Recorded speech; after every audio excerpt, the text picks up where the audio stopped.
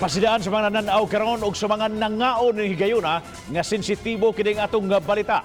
Mag-inahan grabeng naangol human na dasmagan na sasakyanan sa ilang silingan. Tiil siyang anak na putol gyud.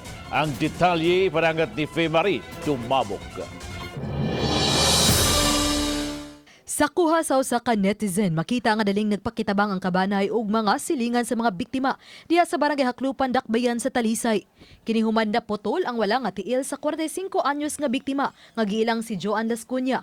Human sila siyang inahan na dasmagan sa usa ka SUV. Sa maong hitabo naangol ang 79 anyos niyang inahan nga si Junicia Andaya. Sa pakisusi sa Talisay City Traffic Police, ang nakadasmag ila ra usab silingan nga si Jocelyn Nibria, 45 anyos. Sa nakuha nga CCTV footage sa kapulisan, makita nga pagawas sa ilang parking area si Nibria ug adunay niagi nga usa ka L300.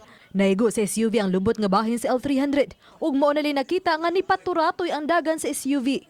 Giingon nga nawadan og kontrol sa sakyanan ang nagmanihong si Nibria. Siguro instead nga brake yung nakuan, nakalitan to siya ba?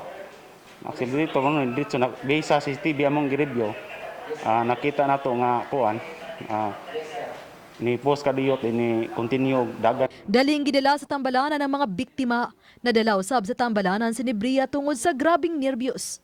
Giandam na karon sa mga otoridad ang kasong reckless imprudence resulting to serious physical injuries and damage to property. Human nga naguba usab ang parte sa balay sa mga biktima. Apan gipaabot sa kapulisan ang habig sa mga biktima tungod sa gingong pagpakigsettle sa suspitsado. Samtang ani ay pahimangno sa kapulisan sa mga magmaniho. I-check daan kung pag-drive to hinahinay labi na mo sa highway, mo brake sa tadaan prior sa mulabang kanswito sa atong kuan sa atong sakyanan accelerator asang brake ana para malikayan ang disgrasya gyud. Uban ni Jun Sulon. Ako si Femari Dumabok. Balitang Bisdak.